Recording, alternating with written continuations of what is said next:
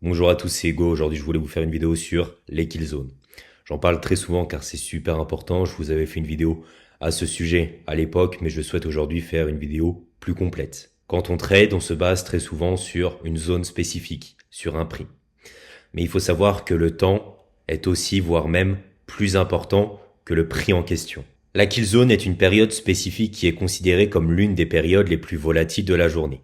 Elle est appelée ainsi car elle peut tuer les positions ouvertes des traders qui ne sont pas prêts à faire face à la volatilité accrue pendant cette période.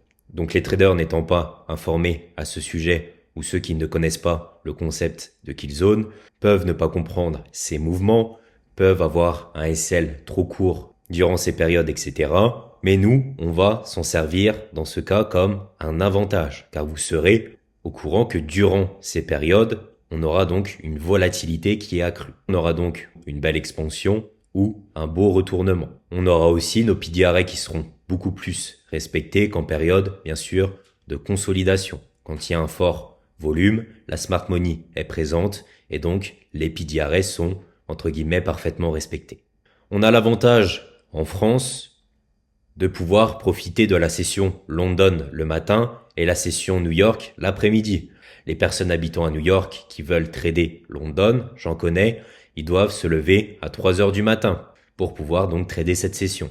Pour les personnes ayant un CDI, CDD, etc., je me doute que vous ne pouvez pas forcément vous libérer durant vos horaires de travail. Je vais prévoir une vidéo à ce sujet bientôt sur ma chaîne. Ne jamais trader le soir à 18, 19, 20 heures. On n'a aucun mouvement. L'expansion de la journée a été faite. On aura plus de chances de faire SL que de faire TP. On serait dans ce cas-ci sur un profil Seek and Destroy. On prend les hauts, on prend les bas, on prend les hauts, on prend les bas. On veut, nous, profiter de l'expansion complète de la journée, donc ça se fait principalement sur ces deux sessions. Concernant la spécificité des kill zones, la session asiatique est une session de consolidation. Tout simplement, le prix avance en range. Je vous recommande de ne pas la trader. London, donc, qui est une session de liquidity grab environnement. Donc, on ira prendre bien souvent soit le haut, soit le bas de la session asiatique. Donc, faire un power of free pour tout simplement lancer la journée. Et New York, donc qui est ma session favorite. Pourquoi? Car on a tout simplement un aperçu de où on veut aller grâce à la session de London. Donc on a déjà des données à exploiter sur la journée. Et New York est soit un profil de retracement London pour continuation, soit un profil complet de retournement. Bien sûr, on n'est pas obligé de retracer sur London pour continuation. New York peut directement s'expandre à l'ouverture. Mais nous, ce qu'on souhaite dans l'idéal, c'est avoir un retracement sur un PDRA de la session London pour prendre position. London et New York, vous verrez très rarement des profils de consolidation. C'est vraiment de l'expansion ou du retournement. Au niveau des horaires, donc pour le Forex, déjà je tiens à préciser que c'est les horaires New York, donc UTC actuellement -5. Vous devez synchroniser ces horaires avec tout simplement l'UTC que vous avez sur votre TradingView. Personnellement, il est UTC-5, donc j'utilise ces horaires. Actuellement, Paris est UTC +1, donc vous devez rajouter +6 à ces chiffres si votre TradingView est en heure Paris. Donc la session asiatique, c'est 20h minuit, midnight. London, c'est 2h, 5h. New York AM, donc le matin, c'est 7h, 10h. Et London Close, c'est 10h midi. London Close, je vous l'ai mis en supplément pour vos connaissances, mais on va trader, nous, personnellement, que London et New York AM. Pour les indices, c'est différent. Il y a sûrement des personnes qui regardent mes vidéos qui tradent les indices. Je vous ai mis aussi les heures correspondantes. Donc, asiatique, toujours pareil. London, pareil. New York, cette fois-ci, ça va changer. On a le matin 8h30, 11h et l'après-midi 13h30, 16h. Pour ceux qui débutent et qui veulent avoir les sessions sous les yeux, vous avez un indicateur que je vous recommande, c'est ICT, Session Kill Zone, Boxes and Deviations. Donc, de cette personne, vous le mettez sur votre graphique et vous le configurez comme ceci. Donc vous enlevez tout ce qui est ligne, upcoming session, etc. Vous gardez que box. Si vous êtes en UTC +1 sur Paris, ici vous mettez UTC +1 et vous mettez les heures françaises.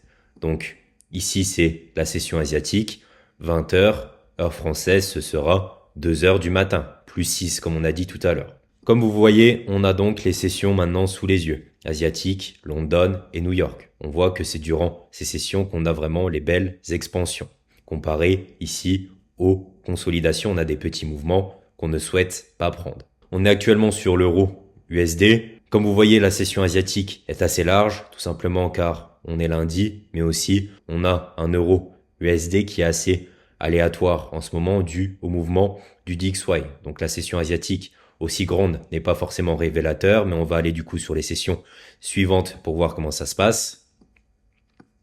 Donc vous voyez, ça c'est vraiment typiquement le profil d'une journée classique. Une journée que je regarde personnellement en trading, je vois toujours mes journées comme ça. On a la session asiatique, session de consolidation, à ne pas trader. Qu'est-ce qu'on fait sur London? On vient tout simplement prendre les stops de la session asiatique. On vient créer le plus bas du jour et ensuite on lance l'expansion pour la journée. Donc rappelez-vous comment se déroule une bougie. Ici, on va convertir ça en bougie daily. On a notre open, on a notre low, on a notre high et on a notre close. Donc ça, ce sera notre bougie daily avec ici le corps et ici les mèches. Et comme vous voyez, donc ici on a l'open, le low qui est fait sur London ici. Et à partir de maintenant, vous pouvez profiter de l'expansion sur toute la journée. Sur New York, on vient retracer sur London. Là, la session New York n'est pas fameuse. On voit qu'on consolide un petit peu. Mais en tout cas, c'est vraiment le type de profil que je recherche. Grâce à London qui crée le plus bas, sur New York, je peux, dans ce cas, présumer qu'on sera aussi bullish. Encore une fois, un autre profil intéressant, session asiatique qui consolide. On a donc commencé l'expansion sur la session London. Ensuite, on consolide un petit peu. Et sur la session New York, qu'est-ce qu'on fait? On retrace sur London. Donc, sur cet order block ici, on a aussi un busy qui est là. Et ensuite, on lance l'expansion pour la journée. Donc là, c'était vraiment une belle expansion. On était en jour d'annonce économique. Mais comme vous voyez, c'est toujours similaire. Session asiatique qui consolide. London qui fait souvent le plus haut ou le plus bas de la journée et qui lance l'expansion. Et New York qui retrace pour continuer l'expansion. Ici, pareil, session asiatique, on consolide. London, on prend les highs, on fait le plus haut de la journée et on lance l'expansion. New York qui fait le plus bas. Et on retrace pour créer notre bougie daily. J'aimerais bien avoir un profil de renversement. London qui prend les bas de la session asiatique, on continue. Et cette fois-ci, au lieu de retracer et continuer l'expansion, on a New York qui fait tout simplement un renversement et qui vient prendre les hauts de la session asiatique. Je voulais aussi rajouter un petit quelque chose pour les courageux qui sont restés jusqu'à la fin. Il faut savoir que chaque jour, on prendra très souvent les bas et les hauts de la session asiatique. Comme vous voyez ici, il y a London qui prend les bas et New York qui prend les hauts. Donc, sell side et buy side. Ici, on a session asiatique. Cette fois-ci, c'est London qui prend les deux côtés. On va aller ici. Comme vous voyez, London prend les hauts. New York prend les bas. Ici, on a légèrement pris les bas. Pas sur une kill zone, mais en tout cas, les bas ont été pris et les hauts ont été pris. Donc, vous pourrez l'ajouter dans un coin de votre tête. Si par exemple, sur London, on est ici le matin et que pour X ou Y raison, vous êtes bearish sur la journée, vous pouvez donc imaginer dans ce cas-ci que sur London, on a fait le plus haut de la journée et on va donc commencer l'expansion bearish en continuant sur New York pour aller chercher cette sell-side liquidity. Je pense avoir fait le tour, j'espère vous avoir éclairci à ce sujet. N'hésitez pas, comme d'habitude, à vous abonner, ça me ferait plaisir, à liker, à commenter. Je vous dis à la prochaine. Salut.